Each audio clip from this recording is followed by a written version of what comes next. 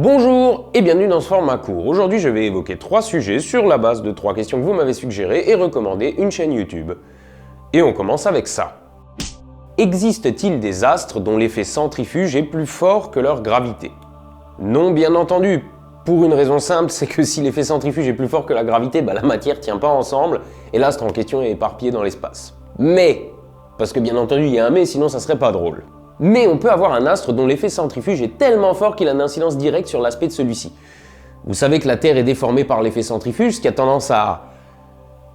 Me forcez pas à le dire, sinon ma monétisation va sauter. Bref, cet effet est encore plus marqué sur Jupiter parce qu'elle tourne plus vite que la Terre, mais que se passe-t-il si on amplifie encore ce phénomène?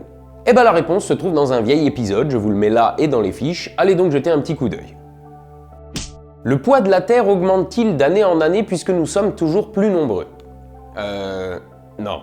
On est certes plus nombreux, mais la matière dont on est fait provient d'ici, de la Terre.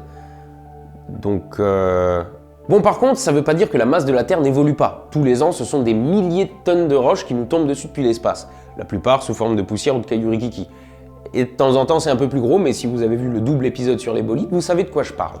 En parallèle, on a des gaz comme l'hydrogène et l'hélium qui sont particulièrement légers, qui se trimballent au sommet de notre atmosphère et sont soufflés dans l'espace par les vents solaires. Il n'est d'ailleurs pas totalement impossible qu'à cause de ce phénomène, on finisse sur Terre par manquer d'hélium. Relativement rapidement.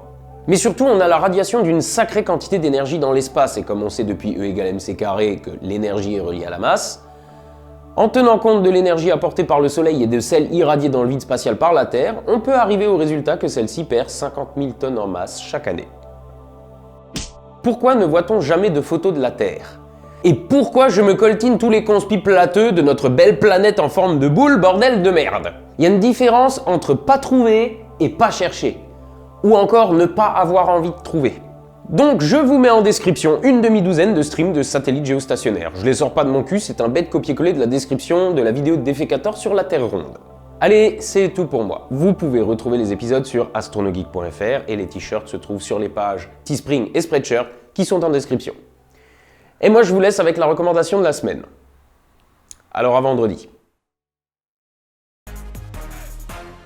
Salut, bienvenue dans 3 minutes pour comprendre. Bon, j'espère que le nom il est assez explicite pour que tu puisses directement comprendre ce qui se passe ici. En gros, on va aborder des sujets hyper variés, mais qui touchent majoritairement le numérique, le scientifique, les trucs écolos ou l'actualité en règle générale. Et le but de la chaîne, c'est de pouvoir t'ouvrir les yeux sur plein de sujets, sur des trucs sur lesquels tu t'es déjà posé plein de questions et où t'as eu la flemme de chercher tout simplement. Ou alors tu savais même pas où chercher. Bon, faut être honnête, ça m'arrive un peu de dépasser les 3 minutes, mais en général, je suis toujours en dessous de 5. Allez, bienvenue à bord. Hésite surtout pas à laisser en commentaire les questions que tu te poses et ce qu'on pourrait aborder dans les prochains épisodes, parce que bon, ça me permet de me faire une petite liste de courses. Et surtout, pour recevoir les prochains épisodes, faut t'abonner en cliquant sur la petite cloche. A plus!